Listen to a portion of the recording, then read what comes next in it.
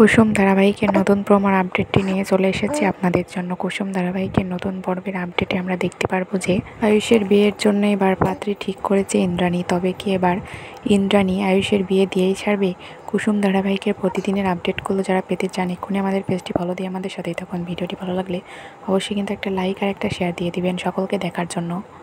নতুন প্রোমোর আপডেটে আমরা দেখতে পাবো যে আয়ুষকে পাত্রপক্ষ দেখতে আসে এবং ইন্দ্রাণী বলে যে এই যে এটাই হলো আমার বড় ছেলে আয়ুষ্মান গাঙ্গুলি। তখন পাত্রীর বাবা বলে যে আমরা তো ওকে চিনি, ও তো ইভেন্টের দিন ওকেই তো আমরা বিয়ের পিঁড়িতে দেখেছিলাম বর বেশে। তখন পাত্রীর বাবার মুখে এই কথা শুনে ইন্দ্রাণী অবাক হয়ে বলে যে এসব আপনি কি বলছেন, তার মানে? তখন আয়ুষও এই কথা শুনে ঘাবড়ে যায়। এদিকে পাত্রী চলে আসে, তখন কুসুম চা দিতে থাকে। তখন মীনাক্ষী বলে যে ওই দেখো দিদিভাই পাত্রী চলে এসেছে।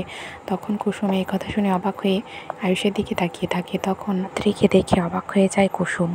পাত্রীর মা বাবা বলে যে আমাদের তো আপনার ছেলেকে খুবই পছন্দ, এখন আমাদের ছেলে মেয়েরা পছন্দ করলে হয়। তখন ইন্দ্রাণী বলে যে আমি জানি আপনাদের মেয়েরও আয়ুষকে পছন্দ হবে। আয়ুষের বাবা বলে যে দুজনকে যদি পছন্দ হয় তাহলে বিয়ের 3 তারিখ আজকে ঠিক করে ফেলতে হবে। তখন ইন্দ্রাণী বলে যে হ্যাঁ, শুভ কাজে আমি দেরি করতে চাই না, আমার বড় ছেলে আর ছোটো ছেলের বিয়ে একসঙ্গে দিতে চাই। আয়ুষ, তোমার কি কোনো আপত্তি আছে? আয়ুষ তখন বলে যে না মা, তুমি যেটা করবে সেটাই হবে। তখন ইন্দ্রাণী বলে যে তুমি যেই কুসুমের সঙ্গে বর বেশে বসেছিলে এর বিষয়টা আমি পরে দেখছি, আগে তোমাদের বিয়ের পাকা কথাটা হয়ে যাক। এবার সকলের মুখে বিয়ের কথা শুনে অবাক হয়ে যায় কুসুম। কুসুম ভয় পেয়ে চায়ের কাপটা ফেলে দেয় এবং কুসুমের এই ব্যবহার দেখে সকলে অবাক হয়ে যায়।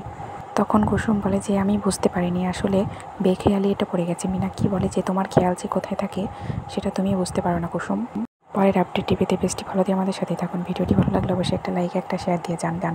আর আমাদের ভিডিও কেমন লাগে আপনাদের সেটা কমেন্টের মাধ্যমে জানিয়ে দিন।